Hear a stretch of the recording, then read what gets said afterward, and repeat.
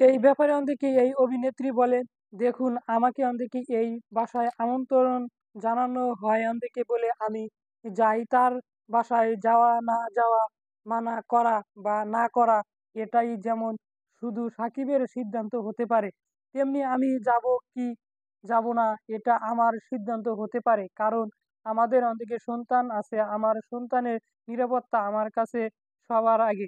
কেউ চাইলে তো আমি আমার সন্তানকে একা কোথাও ছাড়বো না।" তবে কথা প্রসঙ্গে অপুকে ইঙ্গিত করে বুবলি বলেন, "বাবা-মা হিসাবে যাদের জন্যই আমার কি করা, কি বলবো, কিভাবে একটা সময় কাটাবো এটাই আমাদের একান্ত ব্যক্তিগত ব্যাপার।